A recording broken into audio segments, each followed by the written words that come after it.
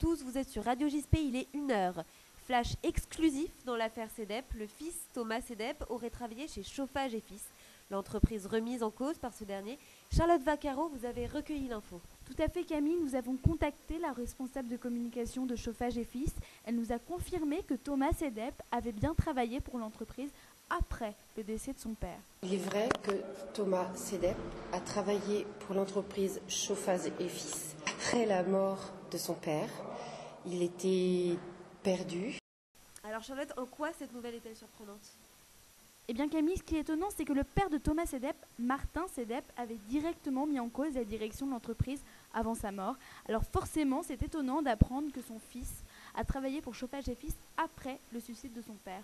Pour l'entreprise, c'est un signe de bonne foi et elle tient à le soutenir. Monsieur Pinault, pour me montrer qu'effectivement, ce qui prouve bien qu'il n'y a pas eu de poursuite après judiciaire et quoi, Monsieur Pinault a trouvé logique de donner une chance à ce garçon, surtout dans la situation où il était. Donc il l'a embauché. Après, Thomas n'est pas resté, mais ça le regarde, il faut lui demander plus à lui, quoi. Voilà Camille, reste que Thomas CEDEP n'a travaillé que 6 mois pour Chauffage et Fils et n'a pas voulu rester plus longtemps. Pas plus de détails pour l'instant. Merci beaucoup Charlotte, à plus tard. De son côté, l'association Un Toit pour moi avait refusé de trouver un logement à Martin CEDEP l'an dernier. Elle a été mise en cause cette nuit par une dénommée Marine. Cette dernière dénonçait des violations, je cite, au sein de l'association. Sur moi, je le connais bien quoi. Les filles, ouais. Mademoiselle. Mais ils sont bizarres. Un toit sur moi, il y a des trucs bizarres qui se passent. Elle a tout de suite été interrompue par Monsieur Caillot, le directeur de l'association. J'en sais rien. Viens.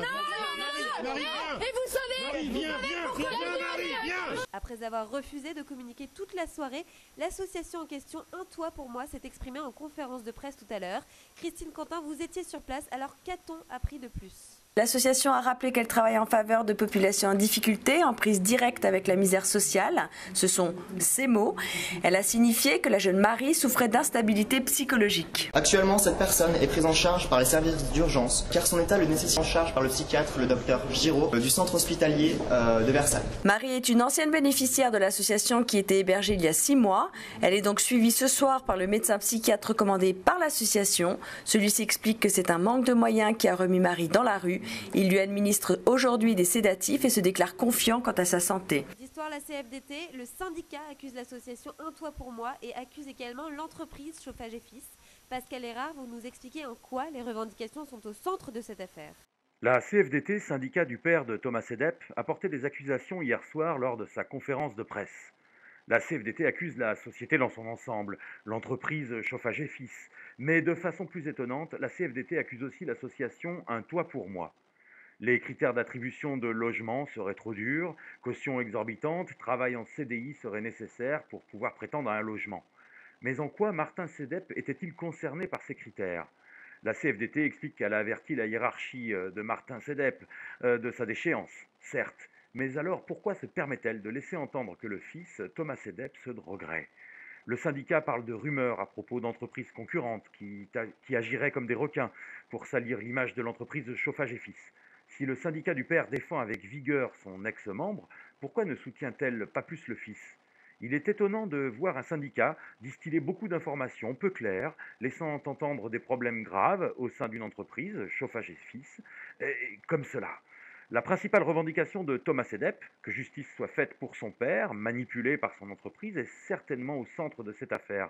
Il serait donc temps que la CFDT en dise plus et parle plus clairement. S'il y a des responsabilités d'autres acteurs, comme ils le laissent entendre, qu'ils donnent des détails. Parce que pour l'heure, la CFDT jette de l'huile sur le feu et fait courir des rumeurs. Pas sûr que Thomas CEDEP soit enchanté de cela. On peut se demander quelle sera sa prochaine action désespérée. Le syndicat devrait y réfléchir très sérieusement.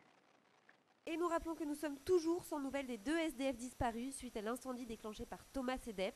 Ces 2 personnes vivaient à proximité du terrain vague sur lequel un véhicule a brûlé. Les pompiers sont intervenus rapidement pour éteindre le véhicule en feu et nous ont assuré qu'actuellement aucun risque n'était à noter pour la population.